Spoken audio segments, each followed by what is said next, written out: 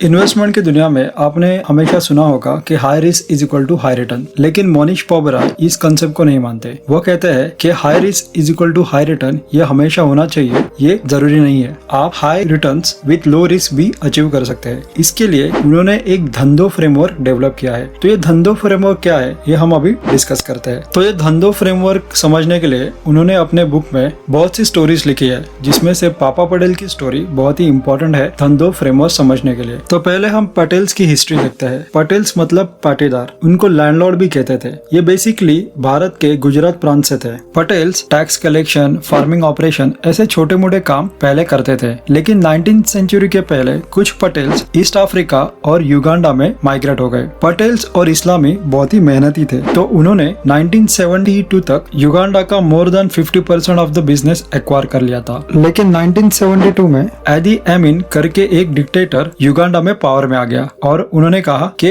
Africa सिर्फ African लोगों के लिए है, यहाँ की जगह, यहाँ का बिजनेस ये अफ्रीकन लोगों का है, और जो भी इमिग्रेंट्स है उनको युगांडा से निकाल देने का आदेश उसने दे दिया। 1971-1972 में और एक बात हो गई। इंडो पाक वॉर के बाद भारत बांग्लादेश से जो पुअर इमिग्रेंट्स थे उनका इशू रिजॉल्व करने में लगा था। तो युगांडा से निकाले हुए 7 लाख पटेल्स को रिकॉग्नाइज करने से भारत सरकार ने मना कर दिया। बेसिकली युगांडा से वो निकाल दिए गए थे और भारत सरकार ने उनको लेने से मना कर दिया। ये बात अमेरिका के राष्ट्राध्यक्ष निक्सन को पता चल गई। उनके हस्तक्षेप से कुछ रिफ्यूजी पटेल्स अमेरिका में चले गए, कुछ रिफ्यूजी पटेल्स यूके में चले गए और कुछ रिफ्यूजी पटेल्स कनाडा में चले गए। पटेल ये ज्यादा पढ़े लिखे नहीं थे, तो अमेरिका में आने के बाद उनके ब्रोकन इंग्लिश के साथ व्हाइट कलर का जॉब करना उनके बस की बात नहीं थी। तभी 1972 में और एक बात हो गई। 1972 में ऑयल क्राइसिस चालू हो गए थे, मतलब ऑयल के प्राइसेस बहुत ही बढ़ गए थे, तो लोग पब्लिक या प्राइवेट ट्रांसपोर्टेशन यूज नहीं करते थे। तभी मोटेल बिजनेस बहुत ही डिस्ट्रेस कंडीशन में था, मतलब बहुत ही बुरी हालत में था। तो बहुत से मोटेल ओनर्स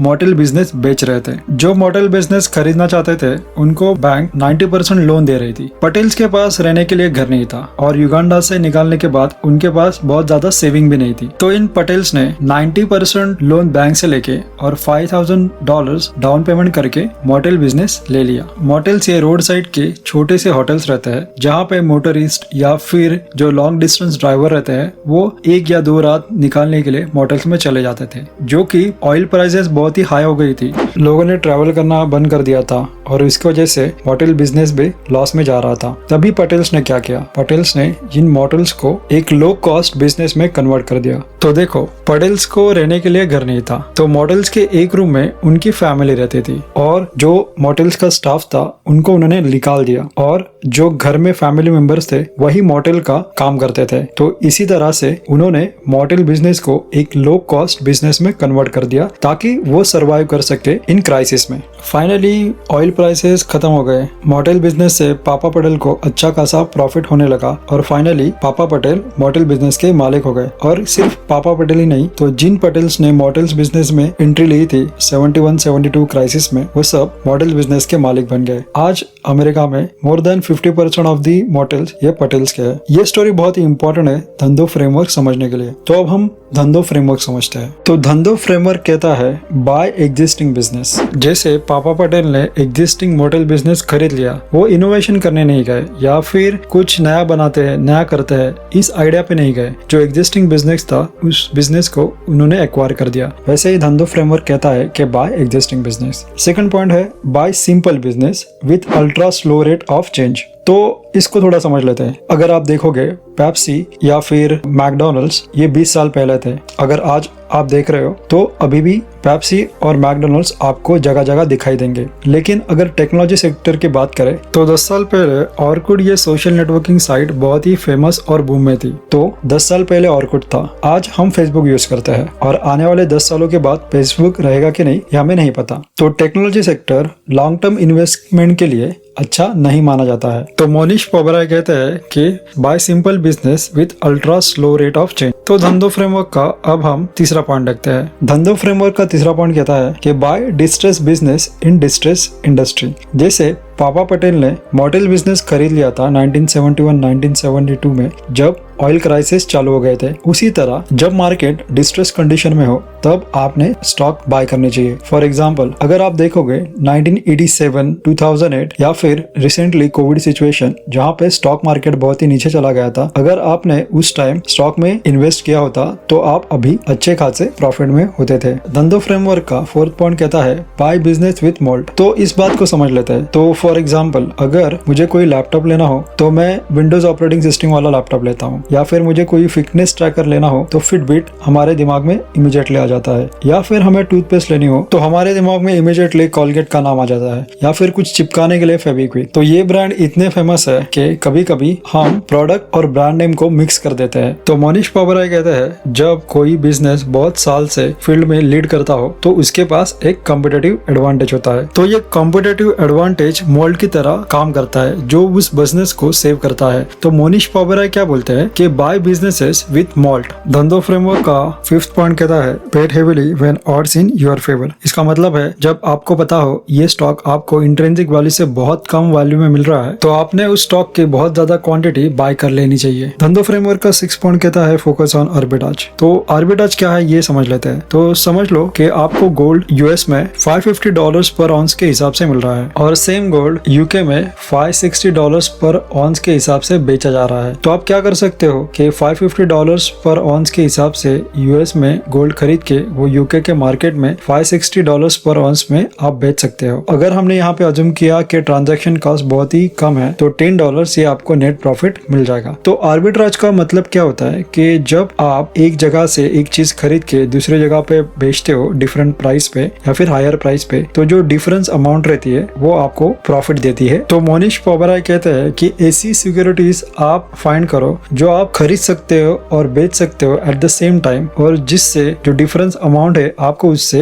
इमीडिएटली प्रॉफिट भी मिल जाएगा। तो वो कहते हैं कि focus on arbitrage. Next Dhandho framework का 7th पॉइंट कहता है buy businesses at a discount price. तो ये कंसेप्ट इंटेलिजेंट इन्वेस्टर के मार्जिन ऑफ सेफ्टी से कोरिलेट करता है। मतलब यहाँ पे मोनिश पाबराय क्या बोलते हैं कि मार्जिन ऑफ सेफ्टी पे ध्यान दो। जब आप कोई भी स्टॉक या बिजनेस खरीदते हो तो मेक श्योर करो कि आपको वो स्टॉक उसके इंट्रिंसिक वैल्यू से कम के प्राइस में मिल जाएगा। धंधो फ्रेमवर्क का 8th पॉइंट कहता है look for low risk high uncertainty business. मतलब जैसे पापा पटेल ने मॉडल बिजनेस खरीद लिया था $5,000 डाउन पेमेंट में और 90% ऑफ द पेमेंट ये बैंक लोन से हो रहा था, तो वहाँ पे रिस्क बहुत ही कम थी। तो वैसे ही मोनिश पाबराय कहते हैं कि ऐसे स्टॉक्स ढूंढो जहाँ पे आप इन्वेस्ट करते हो तो रिस्क तो बहुत ही लो है लेकिन उसकी अपसाइड बहुत ही हाई है। और धंधो फ्रेमवर्क का 9th पॉइंट कहता है बेटर कॉपी कैट। तो आप देख सकते हो कि एयरबीएनबी का ओयो ये इंडियन वर्जन है, वैसे ही अमेजोन का फ्लिपकार्ट ये इंडियन वर्जन है, स्पॉटिफाई का गाना आप बोल सकते हो कि इंडियन वर्जन है। तो ये कॉपी कैट्स ये बिजनेस में आप इन्वेस्ट करो, क्योंकि मोनिश पाबराय कहते हैं कि invention is a crap shoot. मतलब कोई सोच रहा है कि artificial intelligence next big thing है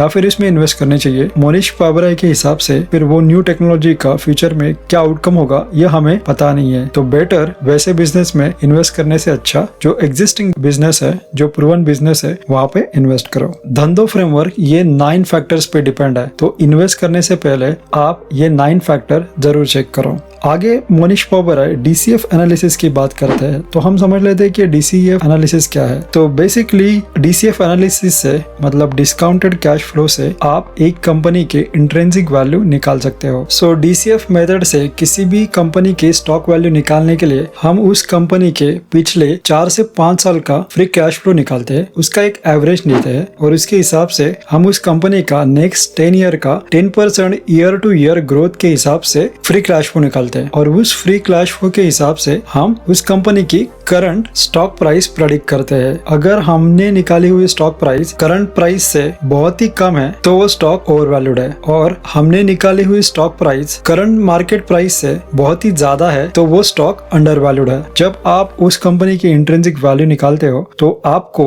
इमीडिएटली ये समझ में आ जाता है कि ये स्टॉक अंडर वैल्यूड है या ओवर वैल्यूड है। अगर अंडर वैल्यूड है आप वो स्टॉक बाय कर सकते हो, और अगर अगर ओवर वैल्यूड है तो आप वो स्टॉक छोड़ सकते हो। उसके बाद मोनिश पाबराय बात करते हैं केलीज फार्मूला की। लेट्स से आपको एक स्टॉक मिल गया जो बहुत ही अंडर वैल्यूड है, तो उस स्टॉक में कितने इन्वेस्ट करने हैं, तो इसके लिए केलीज फार्मूला हमें हेल्प करेगा। तो मोनिश पाबराय कहते हैं कि केलीज फार्मूला ये विनिंग प्रोबेबिलिटी और विन टू लूज ये रेशियो पे डिपेंड है। अगर अप्रोक्सीमेटली आप वो दो फैक्टर्स निकाल सकते हो तो आप केलीज फार्मूला से आपके पोर्टफोलियो की कितनी अमाउंट उस स्टॉक में इन्वेस्ट करनी है वो निकाल सकते हो। आगे मोनिश पाबराय बात करते हैं आर्ट ऑफ सेलिंग के बारे में। तो मोनिश पाबराय के हिसाब से सेलिंग ये एक आर्ट है कि स्टॉक लेने के बाद आपको जब अच्छी कीमत मिले तो आप उस स्टॉक को सेल कर दो। कभी कभी ऐसा भी हो जाता है कि स्टॉक खरीदने के 1 या 2 महीने के बाद वो स्टॉक की वैल्यू बहुत ज्यादा गिर जाती है, तो तभी आप सोचते हो कि ये स्टॉक सेल करके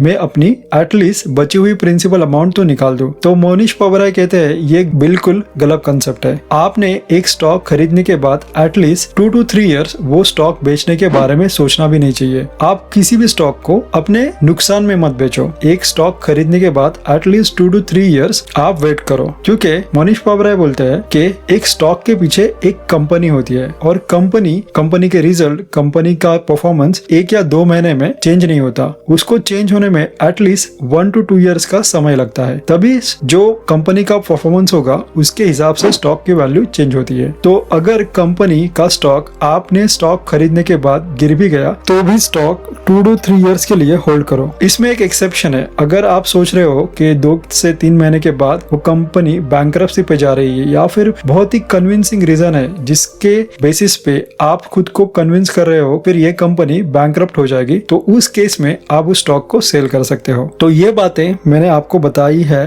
मोनिश पाबराय के धंधो इन्वेस्टर ये बुक से। तो दोस्तों आज के लिए बस इतना ही। मैं आशा करता हूँ आपको ये वीडियो पसंद आएगा। ये वीडियो अपने फ्रेंड के साथ शेयर कीजिए जिससे उनको भी ये कंसेप्ट समझने में आसानी होगी। आपके कोई सुझाव होंगे तो हमें कमेंट करके जरूर बताइए। प्लीज चैनल को सब्सक्राइब कीजिए और हमें सपोर्ट कीजिए। ये वीडियो देखने के लिए धन्यवाद। फिर मिलते हैं नेक्स्ट चैप्टर में। Keep rocking and thanks for supporting.